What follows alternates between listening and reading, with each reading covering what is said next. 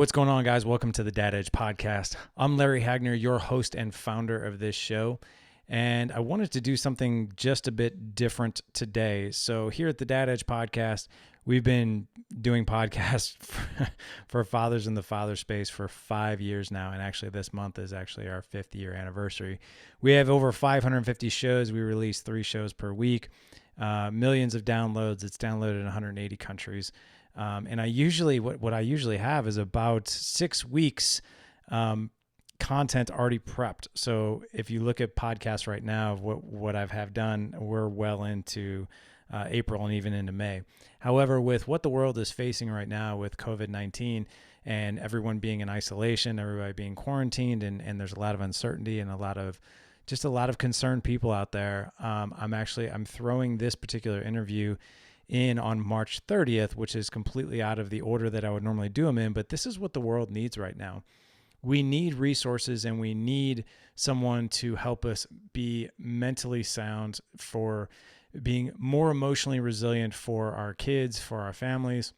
And this is a father show. It's a parent show, and we are leading our families. And the part of the challenge that we have right now is that we, as the leaders of these families, we have never, ever been a part of a situation that we have right now.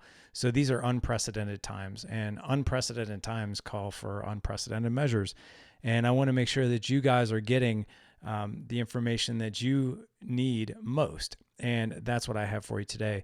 Today, my guest is Jason J. Redman. He is a former Navy SEAL, and he has just literally all kinds of awards, but he is most notably known for he was severely wounded in battle years ago, and he wrote the book The Trident, and he's also written another best-selling book called Overcome. And his mindset, by the way, he is also a father of 3. He's been married for years to the same wonderful woman, Erica. And what Jason comes on and shares today is how we can lead our families through all the uncertainty that's going on right now in the world, because there's a ton of it. And we're unprepared for this as fathers. And what Jason really does is he maps out distinct things that we can do to help us prepare physically, mentally, emotionally, and help our kids feel more at ease, feel more calm, but also being honest with them with what the world is facing right now. And he gives us the words, he gives us the structure, he gives us literally the foundation. And I wanted to put this out in the world today. So you guys will get all kinds of value from this show today, and I'm really, really excited that you will. No more talk from me. We're not doing an iTunes review this week, because this is we're just going to get right to the good stuff and right to the show. So sit back, relax. Here is my interview with the one, the only Jason J. Redman. Trying to avoid. So but I also want to make sure that we have time and space for you, as far as if there's anything that you really on your mind and heart that you would absolutely love to talk about. I want to make sure we do that for you as well. Thank you. No, I love, hey, I'm ready. So yeah, you guys let me know, and we'll see where this leads us. I mean, my message always stays pretty much the same. I mean, the good news is leadership is leadership, whether you're a dad, whether you run a company, whether you run a platoon of war fighters. At the end of the day, all the intangible things really are the same. You may be a little softer in some areas and a little harder in others, but the basic skills are the same. And if you can rely on those, man, you'll rock across the board. Oh, I love that, man. Awesome. I'm going to go ahead and hit record, and we're just going to dive in. Okay. All right. Jason, welcome to the Dad Edge podcast, my friend. Honored to have you back here. Not much, man. Honored to have you back a second time. It's, obviously times right now in the world are crazy. But it's so, and I know we're going to talk about that, but it's good to see you again. Yeah. Thank you, man. You too. And congratulations. You guys are continuing to grow and crush it. I mean, dads are hungry out there. How can I be a better dad, especially in this world we live in? Yeah. It's tough to be a dad. It's tough to be a parent. Yeah. We were actually talking about that in our community not too long ago of, I think you and I are right around the same age. I might be a bit older than you, but when you and I were kids, and the only way you could actually interact in the outside world was go knock on somebody's door, pick up the phone that was connected to your house or send a letter in the mail. Now it's like you send a letter in the mail and you actually go to your mailbox and you're like, somebody wrote me something. Yeah. It's really weird. Is there something in here? You know? What's wrong with this? Yeah. Why didn't they just hit me up on Facebook? Yeah. But it's also an opportunity that we as fathers can actually reconnect and actually have conversations about what it means to lead our families, especially in mad chaos like this. But before we get into any of that, I would, for any of the audience who didn't catch the first show or didn't pick up your phenomenal book, The Trident, let's just talk about your childhood and your background. What was it like growing up for you? You know, I was really fortunate. I mean, I think there are some special operations guys out there that have pretty hard stories that came from maybe, hard backgrounds, or they came from the streets or anything like that. And, there's an equal amount of us that didn't happen. That didn't happen to me. Although I will say my parents were divorced. My parents divorced at a very young age. I think I was about 3 or 4 when they divorced. And it was different because my dad was the one that actually got custody of us, although stayed close with my mom, visitation, all that. But I grew up kind of bouncing back and forth between the two of them over my young and teenage life. And I'll be honest, I think there were some benefits to that. One, bouncing back and forth gave me an appreciation for, I never wanted to be divorced. Yeah. I didn't want my kids to have to go through that. But the other thing is, it taught me how to make friends easy. It taught me how to go to new places and just figure out how to fit in, and gave me a sense of adventure. So, all of that kind of led to this drive. My dad had been in the Army, not while I was younger, but years before. But my whole family had served in the military. That gave me an appetite to want to serve. And from a young age, that's all I ever wanted to do. My dad told me about the SEAL teams when I was about 14 years old. And I had been fortunate enough to live in the Virgin Islands for a period of time. So I was good in the water. And I just said, man, I looked into these guys and I said, these are some of the best. I mean, I want to do that. And I am the most unlikely person that you would ever pick to do that. I was a scrawny little runt. Back when I was 14, I was about 4'11" and probably weighed 95 pounds soaking wet back then. And I remember telling some people I wanted to be a SEAL, and they knew I was infatuated with the military, but they just laughed me out of the place. But I didn't care. I just said, this was my dream. This is what I'm going after. And I mean, dads, when you're encouraging your kids to go after their dreams, never knock them down. You never know where they're going to go. And you will carry it is or warp you based on the feedback they give you. And I love my dad. But my dad, because I was so small, my dad used to always tell me I was too small to do things. My dad didn't want me to play football. My dad didn't want me to do other things. He was like, no, you're going to be hurt. You're too small. You're too small. You're too small. I heard that so much. I'm 45 years old now. I have accomplished some amazing things in my life. And I still, in the back of my mind, in my subconscious, I'm like, yeah, you're too small to do that, which is the dumbest thing. But I'll tell you, if you're a dad, be very careful of the seeds you plant in your kids, because they'll carry, if you're not careful, they'll carry with them their entire lives. They can overcome them. Obviously I did. And that fire got set, man. And I just, I went off, I joined the SEAL teams at a very young age, went on, had a pretty amazing career as a young SEAL, traveling down to Central and South America, doing counter drug operations down there. Got a little enamored with myself. And as I moved up the ranks, and got commissioned, but got myself in a little bit of trouble, just as sometimes young leaders were a little egotistical. That humbled me and almost got me in some hot water, almost got me kicked out of the military just from my ego and arrogance. But thankfully, I had some good leaders that believed in me. They saw my potential and they said, hey, we can shape you. We just need to humble you a little bit. So that whole journey kind of follows my book, The Trident. How I accelerated, how I fell, how I walked that walk of coming to understand what it is to be an effective leader.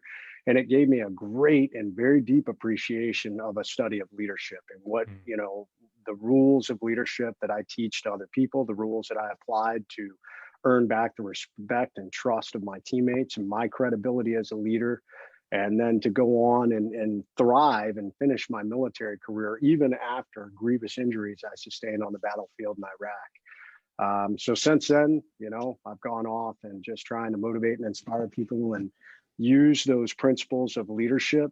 I tell people you can lead from any situation. I don't care what crisis, I don't care what chaos is going on around you. And dads, this is a really important point, because oftentimes we tell ourselves we're in a situation that we don't have the ability to lead or the ability to influence people. And I had learned from the journey when I was on that when I was laying in that hospital bed, even as banged up as I was after I got all shot up, you can even lead from there, because the most powerful asset you have in any crisis, in any moment where leadership truly kicks in, is your ability to project positivity in the face of negativity, in the face of uncertainty, in the face of chaos. And I had learned that journey so that when I was laying there, my family was like, oh my God, what's going to happen to you? They're talking about cutting off my arm. My face is mangled. They're feeding me through a stomach tube. I'm trached. And I was just like, I'm going to lift everybody else up. I'm going to be positive. I'm going to drive forward. I'm not going to feel sorry for myself. And that's how the sign on the door happened, which a lot of people know me for that sign that I posted on my hospital door. And so it's been an amazing journey. I mean, that is a very compressed timeline of my life and where I'm at. I ran a nonprofit for years. I've run several businesses now. I'm a successful entrepreneur. I'm a successful coach. And all these things just because I continue to lead into it, and I continue to lead, and I continue to set the example. And I try my best to do it in my business. I try my best to do it in my personal life, and I try my best to do it as a parent. Man. My palms are sweating, man, just listening to that story. And I literally, I got chills a few times, just some of the things that you said. There's a couple of things that I just want to acknowledge and appreciate you for. And I know you're a very humble guy, but I want to acknowledge and appreciate where you started from. And that was from a divorced family. And I think everybody has heard the story of the two brothers that was raised by the same alcoholic dad. And one brother went on to, create an amazing family, was a very successful businessman, was a very fulfilled, had a lot of purpose in his life. And, he was successful and he felt good. And then the other brother fell into alcoholism, drugs, didn't make anything of his life. He was divorced. Just everything was a disaster. And both of them had the exact same reason why their lives turned out the way it did. And it was like, you see, I had no choice. I was raised in an environment where my dad was an alcoholic. He was absent. He was also abusive. So I had no choice. But both brothers had the same background, but they made different choices. And the thing that I want to acknowledge and appreciate about you is that, you kind of started with that challenge right out of the gate as I did. And that's something that can truly hold people back and almost use it as a crutch to be like, see, I really had no chance, but you chose, as you did in the hospital when you wrote that sign, and that sign was absolutely amazing. I mean, I can't even tell you how many times I've read the words on that sign that you created outside your hospital bedroom. It's right there. There it is, right there. Well, this isn't the actual sign, but I know people were asking about it. I'm trying to get the glare off of it. But yeah, so somebody asked, what did the sign say? So the sign says, attention to all who enter here. If you're coming to this room with sadness or sorrow, don't bother. The wounds that I received, I got in a job that I love, doing it for people I love, defending the freedom of a country I deeply love. I will make a full recovery. What is full? That's the absolute utmost physically I have the ability to recover. And then I'll push that about 20% further through sheer mental tenacity. This room you're about to enter is a room of fun, optimism, and intense rapid regrowth. If you're not prepared for that, go elsewhere. And then we signed at the management, which is just kind of funny. It was kind of a humorous thing, like we needed some credibility. But this is a reproduction. The real sign actually hangs in the wounded ward at Walter Reed Medical Center. And wounded warriors actually go by it before they go to surgery, which is pretty awesome. I didn't know that part of it, and I don't think a lot of the guys who are listening right now, and the guys who are part of this actual podcast, we didn't know that. But that it just boils down to choice. And if you ask me, and a lot of guys are putting comments in here, so beautiful, so powerful. It's absolutely amazing. But it really boils down to choice. And I think in our situation right now, with the entire world as we know it facing something we've never faced before, it's unprecedented that literally the world is shutting down. We're going to get to that. But the where I'd like to segue next is, what does your family look like? Married, I know you've got kids and the whole nine yards, but share with us what your family looks like. So today, what my family looks like. Yeah. So I'm incredibly blessed, man. I have three beautiful kids, smart, talented kids. I have a 20-year-old son who has found his own path, and it's so exciting to see. He is a DJ and music creator, and in the Nice. fall, as all this develops, he's going out to a music production school in California. He's been a natural entrepreneur since he's about 15, running his own gigs, and it's just incredible. He was the youngest DJ ever to be hired from the DJ company in this area. They normally don't hire kids under 21, and rightfully so. Like, they never would have hired me when I was 21. And then I have two beautiful daughters, 17 and 15, and both of them, my older daughter is a little physical beast. She is huge into fitness and working out and nutrition, and that's the direction she wants to go. And then my youngest daughter is my creative one. She's a musician, plays guitar, sings. And the biggest thing, a lot of people ask, how did your kids turn out so normal after this devastating crisis you had Right. in your life? So when I was injured, my son was 8, and my daughters were 5 and 3. And it is amazing when people have some sort of massive, what I call a life ambush, um, how kids sometimes come out of the other side damaged. And I'll tell you why. The reason they're damaged is because how the parents dealt with it. And my wife and I, and this is where I'm very, very fortunate. People often ask me, younger people, young men say, how do you select the right mate? Well, you got to choose very, very carefully and choose very, very wisely. Oftentimes, we rush into a relationship based off sexuality, which is a very important part of relationships. But really, what you want to look at is, you know, my wife is my best friend. I love being with her. I enjoy spending time with her. We run our business together. We think alike. We do things alike, and so we're strong in virtually all areas across the board. So I chose very wisely in my mate, my spouse, so that by the time we had these major life crises, we were aligned in the way we raised our kids and um, the way we managed what happened. We were very in lockstep when all this happened. So there were several things we agreed upon right from the beginning that I think set the stage for success for my kids. One, we were going to stay very calm and positive about everything that happened. Two, I wouldn't let my kids see me uh, until I could get up and walk into the room they were in, and which took almost 4 weeks. I was so weak from blood loss and all the damage that it took me almost 4 weeks. I did not want them to see me in the bed with all the tubes and ICU equipment and all that stuff. Um, and I wanted them to do. They needed to do some reconstruction surgeries to fit. I looked really bad in the beginning. So that was one thing. The other thing that we were fortunate enough, my wife and I decided to keep the kids on their routine. And and what a better time right now in the middle of this pandemic that people understand the value of a routine. I see so many people writing about, oh my God, I'm so lost. What day is it? Because everybody's out of their routine. So uh, humans crave structure. Whether you realize it or not, we crave structure, and structure enables us to be able to flow and get things done. So we kept the kids' structure intact. And we were fortunate enough to have family to be able to make that happen. But the kids kept going to school, they kept going to sports, they kept going to dance and all these different things. And I think the combination of all those things enabled our kids to come out of this like, hey, dad suffered these bad injuries, but dad's still dad. Dad still loves us. And, dad looks a little funny now, but he's okay. And I think that's really important, and no different in this crisis right now. Your kids are going to feed off you.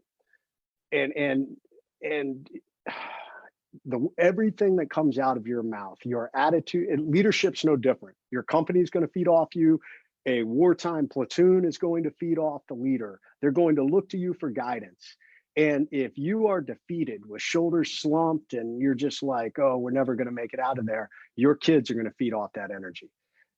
If you are maintaining and if you are still doing positive things to move the needle in your life, in your business, personal life, whatever it is, your kids are going to feed off that. And they're going to go, oh, you know what? Hey, dad's positive. So, it's going to be okay. And that was the thing we did with our kids back then. The other thing that parallels back then and what parallels now is we were very realistic with our kids. And I am a huge fan. I'm not a fan of leaders that sugarcoat information. I think you need to give your people and your kids the right information. I've heard some people say, "Oh, we got to protect our kids." I don't necessarily agree with that. I think you give them as much honest feedback and realistic expectations based off their world. I mean, obviously,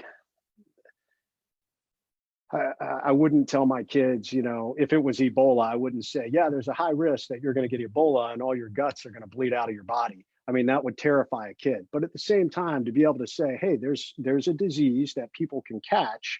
The reason we're all staying in is it is contagious. So we're all staying in to protect ourselves. We're taking all the precautions. That's why everybody's doing this. We're playing our part as members of a country. And it was the same thing with my kids. My wife and I said, dad's messed up. His face has been shot. It's going to take, several years to put him back together. We don't know which directions we're going to go yet, but, we're all going to do this together. So I think that was the biggest thing that set the tone for my kids. And now, I mean, man, my kids are older now and I'm so proud of them and just amazed by them. I love that presence of, hey, we're gonna stay calm. And it sounds like a mantra that you and your wife have had for a long time, even before things that happened to you in battle, things that are happening now, just life in general. But to remain calm in times like this, I think is huge, because you're right. Our kids absolutely feed off of us. And, that can, that can be reassuring and terrifying at the same time. Yeah. As far as your response to this, your kids, so you and I are the same age. Your kids are a little bit older than mine. And I got started later, I guess. Like I still have a 4-year-old, Jay. Like you did start late. We started early, and then we were like, I want to be that grandpa that's skiing down the mountain and outrunning most of the other dads there. That's my goal. See, by the time my 4-year-old is in high school, they'd be like, is that grandpa or is that dad? That's what I could see. All the more reason you got to focus on that physical leadership, keep yourself strong so you can crush it with your kids, man.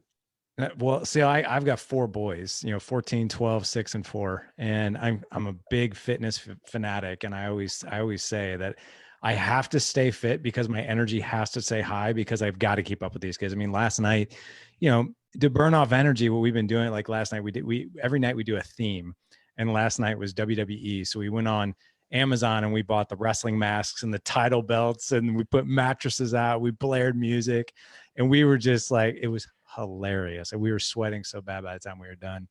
But yeah, you're right. Trying to keep up with these kids, man. But getting back to staying calm, confident in the face of just uncertainty. What has been the message, the tone, the environment in the Redman house? So it's for us, when all this started to develop, the first thing I did, and there was a lot of uncertainty. I mean, if you notice when you look at the federal government, and regardless, I try to stay away from politics. People have their views on the world, but regardless of which, there was kind of a little bit of, hey, this isn't that a big deal. And then all of a sudden it kind of caught up and it was like, oh my God, this is a big deal and we need to really take action. So one of the first things I always do is gather intelligence. I mean, that's what I had been trained to do. So I reached out to some of my, doctor friends. I had both civilian friends. I had a civilian friend that is a doctor in New York. So I called her and I said, hey, what do you think about all this? Is this a legitimate concern? And then I had some other SEAL friends that are now doctors. So I called all them and I got the data that I needed, which basically, they all agreed. They said, yes, I don't think we realized how bad this is, but this is about to blow up. So it was at that point that we had a family meeting. When I want to put out word, we have a family meeting. We all sit down. And I told my wife, I said, hey, look, the president's encouraging people to do that. Doctor friends agree. And here was the other big deciding factor for us. So we have two high risk individuals that live in our house. My father-in-law lives with us. He's 65. And my son has both asthma and a hole in his heart. Now, the hole in his heart doesn't stop him from doing everything. For years, we've got the pressures checked and he's good to go. It's a very minor heart defect, but he is a high risk patient with both asthma and a heart abnormality. So I said, we're locking down. We're going into quarantine. And I was fortunate enough that I run my own business to be able to make that call. But I told the kids, I said, hey, it was Sunday. And I said, you got 24 hours, go, if you need to go out and do something, go do it, see your friends, whatever it is. But I said, Monday at 6 p.m., we're going into quarantine. And from that point forward, nobody's coming into the house. Your friends can't come into the house.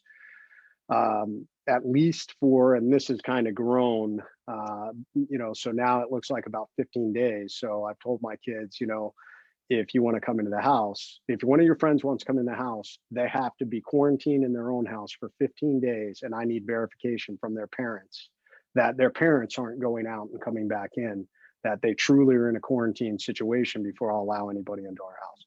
So I just laid it all out. I said, this is what's happening.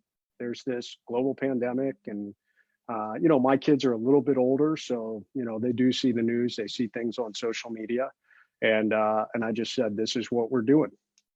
And it's been good. The other thing that I talked to them about and things that I'm talking to everybody else is, I said, we're not going to lay around in our pajamas all day, every day.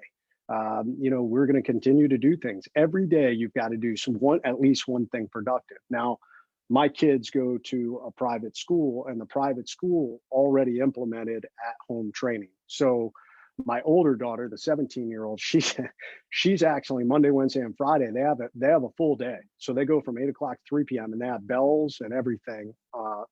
Whereas my younger daughter, hers is a little less structured, but they have about 4 hours of work they're doing every day. And then, I told them, I said, hey, we're still going to work out.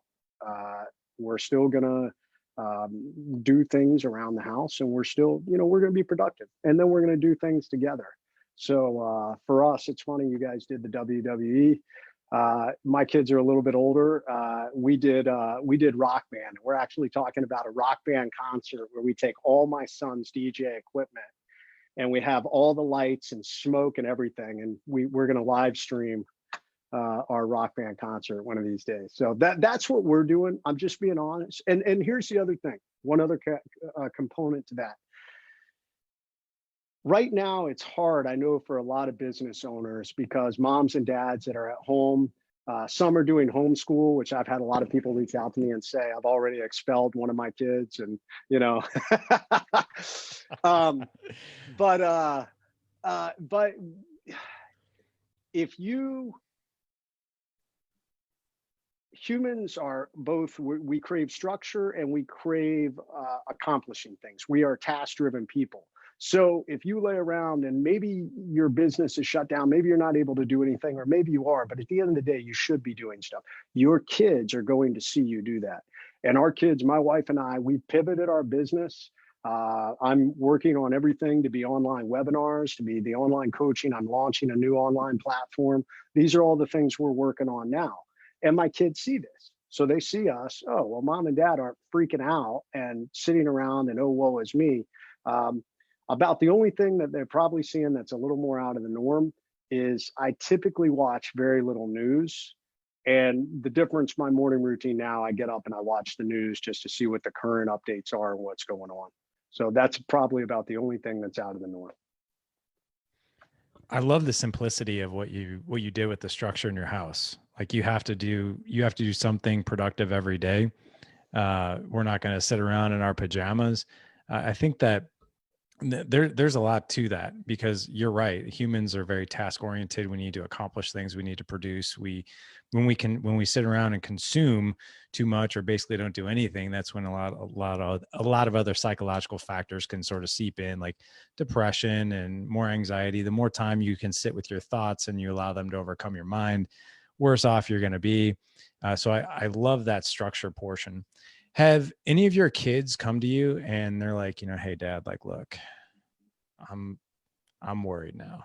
Like I'm worried about just things that are going on. Like my mind, and maybe they probably don't use these words, but like my mind is starting to get the best of me. I don't really know what to think. I can't see my friends. Like, is this the end of the world? Have you had any conversations like that where you've had to maybe calm them down a little bit? We haven't yet. And my kids, so my older kids are not warriors. My younger kid is my biggest warrior in the household. I don't know. As a matter of fact, my wife and I sometimes joke that I don't know if she's ours, because neither my wife and I are big warriors. I am a huge fan of plan for the worst, hope for the best, but plan for the worst. So that has not happened, but I will say this: when we had our family meeting, and over the next several days, I am a little OCD when it comes to, and this comes from my special operations career. The SEAL teams taught me how to always plan for the worst. So when we would plan a mission, if we were going after a high value target, what is the worst case scenario? Well, one, we obviously get all shot up, but the other thing is we're compromised. If it's a reconnaissance mission, we're deep behind enemy lines, you get compromised. You now have to go on something called evasion and recover. You're basically trying to hide behind enemy lines and work your way back out. Those that know Marcus Luttrell's story, Lone Survivor, that technically is an evasion and escape type scenario that Marcus was doing. That is worst case scenario. So if you plan for all those things, and I look at this because, I mean, you have a lot of people that say, well, are we at the edge of the apocalypse? So many people, you'll have very idealistic people that will say, oh my God, no, that could never happen.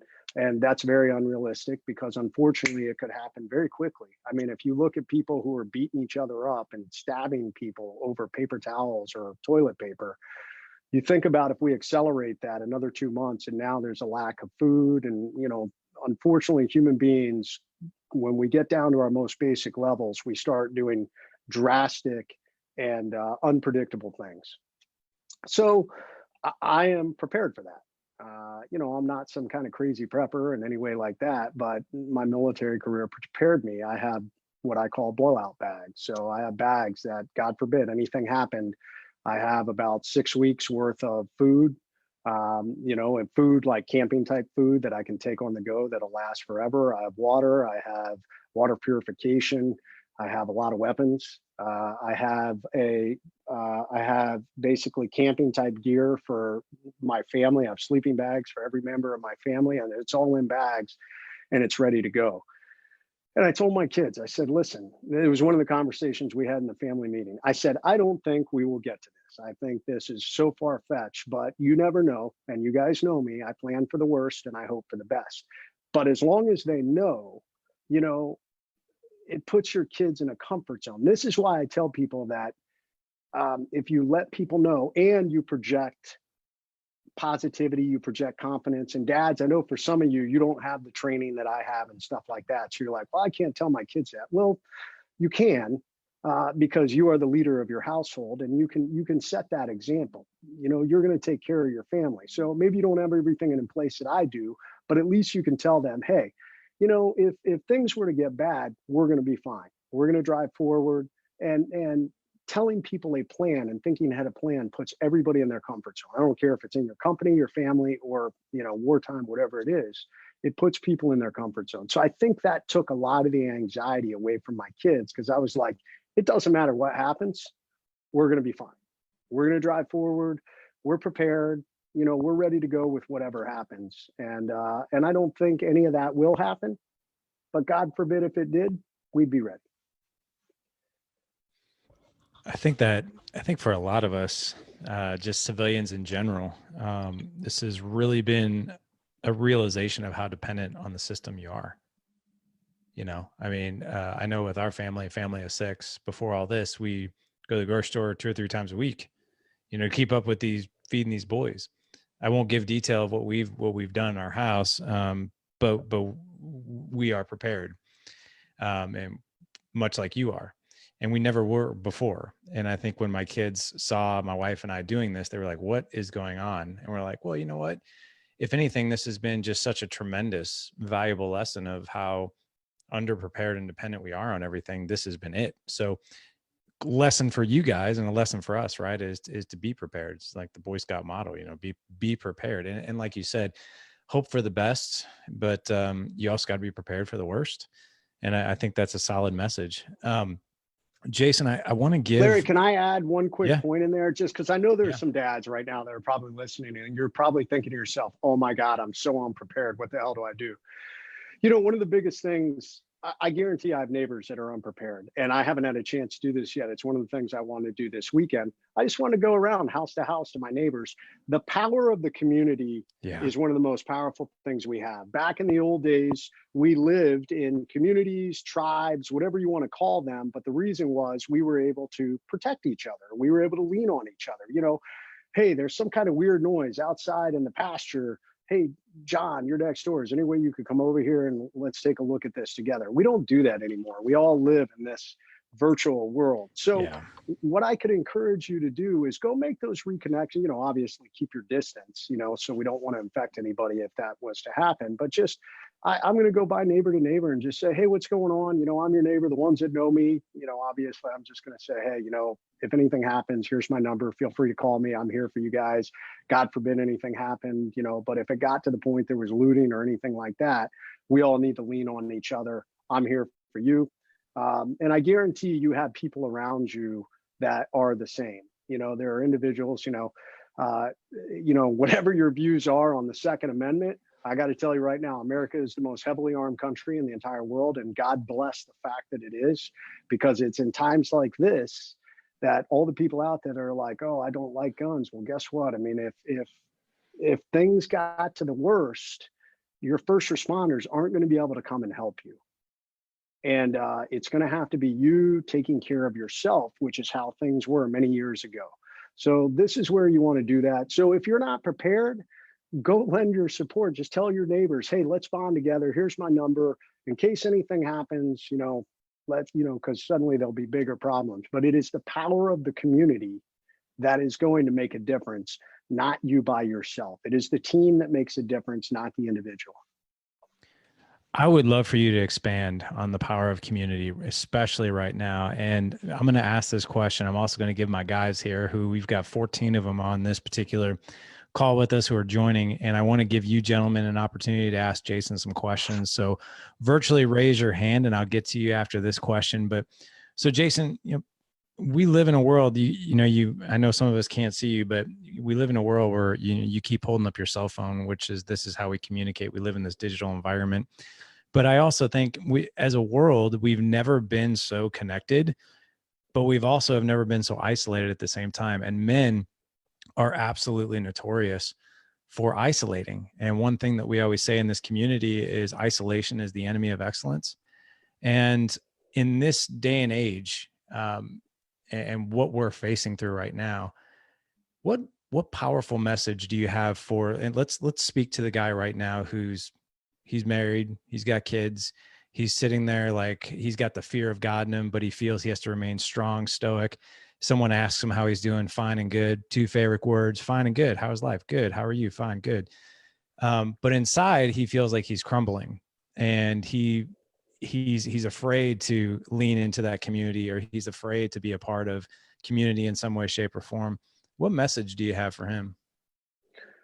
I would tell them it's never too late, man, to start forging relationships. I mean, I teach something in my new book, Overcome. I teach something called the Pentagon of Peak Performance. And the Pentagon of Peak Performance is 5 key areas that you need to lead yourself to be balanced in your life.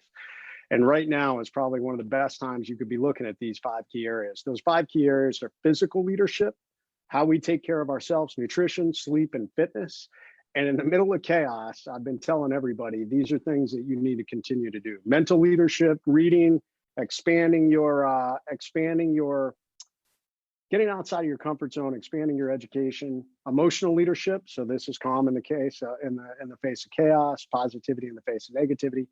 Social leadership, how do we build our rings of influence? And then spiritual leadership. Those are the 5 areas. It's never too late to start if you are weak in one of those areas. So right now, no matter where you are, unless you live out in the boonies in the middle of Montana, but if you live out in the boonies in the middle of Montana, I'm willing to bet you're a little more prepared for the things that are coming, because that type of environment fosters that type of mindset. But if you live in the city and you're like, I don't know any of my neighbors, I don't know what to do. I want to project calm in the chaos, but I have no idea what to do. Go out, knock on the door and just say, hey, look, maintaining my social distance. I'm your neighbor. Things are a little crazy right now, but I just want to let you know that I'm here to help. If you need anything, trying to figure out and start building those relationships, because you never know what's going to happen.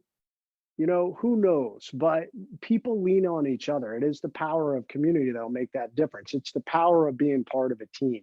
And when crisis starts to happen, leaders pop up and individuals with key strengths pop up. So maybe you have a guy that's part of your community. He's like an engineer and he knows how to build stuff. And, God knows he's a ham radio operator or whatever it is. There are unique assets that everybody brings to the table as part of the team. And you also have one of those assets. But if you don't get out and talk to people, you're going to be all alone on the island with your family, when the reality is you're alone on an island that has all these other islands about it. We've just kind of self-contained ourselves in this day and age because of this. And this is both a blessing. Larry said it, we've never been more connected than we are right now. So use this as an asset, like something I'm doing every single night during the quarantine. I've been going live on Facebook and on Instagram between 8 and 10 o'clock, for about an hour. And I just go on live and I talk to everybody, and my family comes down and they're part of it. Usually my wife's with me, but we just talk about all the questions that people have, stuff like this. But don't discount the power of that community around you. The power of human interaction is so strong, and especially in a crisis, to be able to rely on real humans, because when a crisis occurs, nobody can come through this phone to help you. It is the real people. It is bodies that can move things, that can help things, that can fight if they have to. That is what you need. So, hey, man, get back out there and build that social leadership. I love that, man. I want to kick it over. We actually have a question in the chat as we actually stream this live. But I want to give it to any of the men who are on right now to just take yourself off mute. If you've got a question for Jason, we'd love to hear it. I can see I got the chat pulled up. So yeah. Jimmy wrote, is there a go-to mantra used when facing anxiety or difficult times? Something you tell yourself. Yeah, absolutely. 2 things. I'm wearing my shirt. I got my 2 slogans on it. The first slogan is overcome. So it doesn't matter what hardship I'm going through. I just tell myself, dude, you're going to overcome. You are going to drive forward. It doesn't matter what happens. And sometimes people get confused, or they get discouraged because maybe you're running a race and suddenly you find yourself dead last. And for whatever reason in your mind, you're thinking, I should be so much further up. And that's where people will quit, because they've allowed themselves to think that they should be further up. Nobody cares. Dude, you're still in the race. Keep going. 50 years from now, when people talk about you running that race, hypothetically, if you were to run the Boston Marathon, unless you are a world record holder, unless you came in first, nobody else goes, oh yeah, I came in 323rd in the Boston Marathon. People go, oh wow, you finished the Boston Marathon.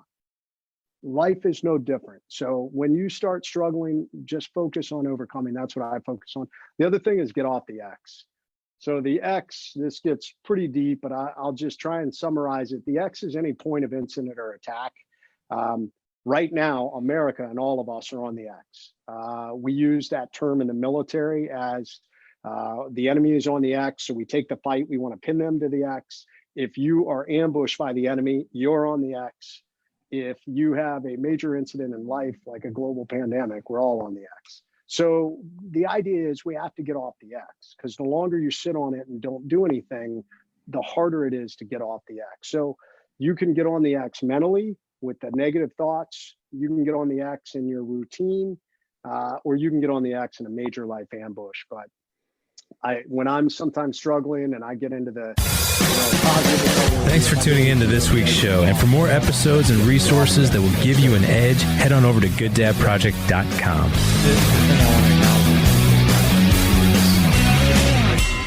Is the simplicity behind your message and behind your mantra and behind your thought process. The more we overcomplicate anything, the worse it is. Sean, he put something in the chat here as we're streaming through social media, and he said his daughter came to him 2 days ago and she says she doesn't feel like herself. And then she told me that again this morning. He's probably wondering, how can he help her along? How can he talk her through this? I would just tell her she's not normal. I mean, I'm sorry. I would just tell her she is not, God, that came out totally wrong. I would tell her that is not abnormal, that everybody is feeling that way right now, all across the world. Even me, a combat hardened Navy SEAL, I feel out of sorts too. I actually had I had another interview I was supposed to do this morning, and I had put it in my calendar for Friday morning, but we're all so out of sorts that the guy texted me this morning and said, "Hey, are you ready to go on?" And I was like, did something change? I thought it was tomorrow. In my mind, today was still Thursday. So it just goes to show you, and if you tell her that everybody feels out of sorts right now, that's totally normal. There's nothing wrong with that. But where it gets dangerous is if we allow ourselves to devolve out of our routine so much that, now we're not doing anything productive. Just getting up, if it's nothing more than getting up, taking a shower, putting on clothes, and doing one thing. Like I told my kids, I said, man, now's such a great time to do something productive, like that you don't normally have time to do. Like my wife and I totally cleaned our laundry room. It's something that's been needed to be done. We've had laundry baskets of unmatched socks for years. And we finally went through them, and they either had a match or they got thrown out. Yeah. Oh my God. Dude, not to segue completely off topic, but my wife and I are seriously convinced that our dryer has an evil spirit of some sort, and it sadistically, it takes one sock, and then you go to find it, and then I think we have three baskets full of socks, and we're just we were the same. Yeah. Yep. It's like, at this point we should just throw them all out or use them as Kleenexes. Well, that's what we talked about. We have an entire laundry bag now downstairs, and I haven't thrown it out yet because I'm like, we may need this because we're running low on toilet paper. Right. You never know. But I would just tell her that's completely normal. And as long as just recommend her do one thing every day that you can, at the end of the day, you can say, you know what, I moved the needle in my life. Yeah. Because when people, they will only compound that feeling of abnormality and that feeling of being out of sorts if all they do is focus on the problem and the crisis. You're literally sitting on the X. So get up, get off the X. Let's see, both my daughters have cleaned their closet. My son is producing music. He's been coming up and making videos. My younger daughter took an older guitar, and she's always been really artistic, but she's painting the frets with album covers, which is the coolest thing I've ever seen. So encourage your kids to find things to fill their time that at least makes them productive in some capacity. Those are the things that make us feel normal again when we are accomplishing something. Amen to that. We got another question in the chat from Jim, actually a good friend of mine from college. I've known him for 25 years. He said, what's been the most difficult challenge you've ever faced besides what happened to you in battle, and how did you overcome it? I love this question because people automatically assume that the most difficult challenge that I've encountered was my injuries, and it's not. The most difficult challenge I have faced ever in my life was the failure in leadership I had that I talk about in the Trident. That failure in leadership almost got me kicked out of the SEAL teams. I stood before a board with my commanding officer, and I had literally teammates who said, kick him out and take his Trident. I had guys that didn't want to work with me again because they questioned my motivation and they questioned my leadership abilities in combat. And I was almost suicidal. Well, I was suicidal, but thankfully God intervened, and I did not make that decision. But it was the absolute worst rock bottom I've ever been in my life, and to climb out of that hole step by step and earn back the trust of the guys. All I wanted to do was leave. I was so ashamed, and so I felt so ostracized from my own community. Remember, we talked about the power of community. So that road, that 2.5 year period of my life where I slowly had to earn back the respect and really humble myself, come to understand who I was, my strengths and weaknesses, and earn my way back into our community, is the hardest road I've ever walked by far. Everything else in my life goes back to that. And I look at it and I said, so when I got injured, I was like, you know what? I had finished that journey, about 6 or 7 months prior to being injured. So I was like, I got this. I've been through worse. It's all about staying positive. It's all about putting one foot in front of the other, and I'm going to do the same here. So, Jim, fantastic question, but that is the hardest thing I've ever faced, and thankfully, I overcame it. When I retired, probably one of the most respected leaders in our community who had been a mentor for me spoke at my retirement ceremony, and he said I was one of the very few people he had ever seen that had damaged himself at the level I did, but came back and left the community highly respected at the level that I did. So it's never too late. It's never too late ever to come back. Man, Jason, this has been just an unbelievable interview, and so timely. We're getting comments on social media, we're getting comments in the chat, and just really appreciate you coming on and sharing your wisdom and your knowledge. Your new book, Overcome, over 100 reviews on Amazon, and 99% of them are 5-star reviews. So that's good on you for that, man. I want to acknowledge that about you. What you mentioned a few resources. So for the men who are curious, like, hey, in this time right now, I feel like I may need an online resource of some sort. What is it that you're working on? And is it something our guys can go take a look at now? Absolutely. So if you go to, I have two websites, jasonredman.com. That's kind of my main speaking website. And then getoffx.com is kind of my courses and coaching website. In getoffx.com is my courses. It's new, so I just have two that are up right now. But one is a group coaching program called the Overcome Army. And the Overcome Army is for individuals who want to be the best version of themselves. All of us aspire to that, but sometimes we don't have that community to be a part of that encourages us, that we can weigh problems off of. So I have everybody from military members to blue collar workers, to medical field, to firefighters, everything, that's part of this community.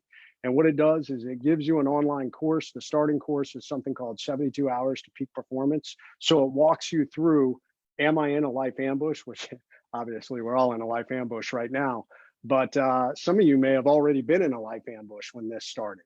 So it walks you through methodology that I use, something called the REACT methodology, to get you off the X. And then it walks you through how you create balance, once again, within the Pentagon of Peak Performance. So all 5 of those areas. And then in the Overcome Army, every 2 weeks, I load new classes. So every 2 weeks, you get a new class. And then every other week, we have a live webinar where we have a Q&A just like this. If you're not ready for that course yet, which it's reasonably priced, it's $49.99 a month for that program. I also have 72 Hours to Peak Performance, which is just the 72-hour course itself. And you can purchase that for $9.99, or you can purchase for $19.99 if you want the one-on-one coaching where we can discuss problems and things like that. Super helpful, man. We're going to have all your links in the show notes, and I'll have the show note for you guys here in the footer of the show. Also, we'll have in here Jason's 2 books, Overcome and the Trident. We'll have links for those in the show notes as well. Jason, again, I know this sounds so cliche, but you guys who defend our country and serve in our military, I don't take that for granted. Neither do any of us in the community. So thank you so much for your service, and especially on short notice, man. I just texted you like 2 days ago and I'm like, hey, you want to come on the show this week? And I appreciate you making the time with how crazy everything is and giving your heart and soul to us. So thank you so much. Yeah, but people need it right now. And thankfully, we all have a little bit of extra time. Our schedules are a little more open all of a sudden. So, and, Right. and I'll just say one thing. I've been saying this a lot on my lives. I don't know if any of you guys that are on here are medical professionals, whether you're doctors, nurses, you work in the medical community. I was a member of the special operations community on the front lines fighting against terrorism. But you guys basically, our medical personnel, are now the front lines of this war. And I tell you what, I see the parallel. And now I'm the one that's sitting at home, like praying that you guys are okay and that we beat this thing. And I know we're going to beat it because that's what we do, man. We overcome. This country has beat so much. We have beat all the odds over 243 years, and we're going to beat this too. But the medical personnel that are out there, you guys are the ones fighting it on the front line. So much love to all of you. And please, if you know anybody that's in the medical community, give them that support, because right now they are the military special operations members that are fighting this. I love that message, man. I actually heard that on the news, not to the news that I haven't watched for like 10 years. But I like you, I've been watching the news lately, and that I heard that exact analogy of, basically our doctors and nurses, they're the special forces for us right now. And we have to make sure that those folks are healthy, that we keep them, we keep them in good shape. We support them. So I know they appreciate hearing that. But again, Jason, dude, my heart is full right now. Nothing but love for you, man. And again, thank you so much for coming on the show today. Larry, my honor. And hey guys, keep crushing it, man. Being a dad isn't as hard as we think it is. I think sometimes we overthink it. But if you lead yourself and you're positive, they're gonna follow your example. I love that, man. Jason, thanks again, man. All right, guys. Thank you. That's all I got for you today. Thank you so much for tuning in. Again, this is more of a special broadcast, so I'm going to have a different link in the show notes for you. If you go to gooddadproject.com/Trident for this particular show, gooddadproject.com/Trident, we will have all the links for you that Jason mentioned, as well as his webinar on Tuesday, March 31st, as well as all of his books and all of his resources and everything. So again, our whole purpose here is to give you the latest and greatest, and to make sure you have the information, you have the knowledge, and you have the foundation to go out and lead your families in the best way possible. And that's what we're doing here. As I always say, go out, live with purpose, and above all else, live legendary. Stay healthy, guys, and take care of yourselves. Take care.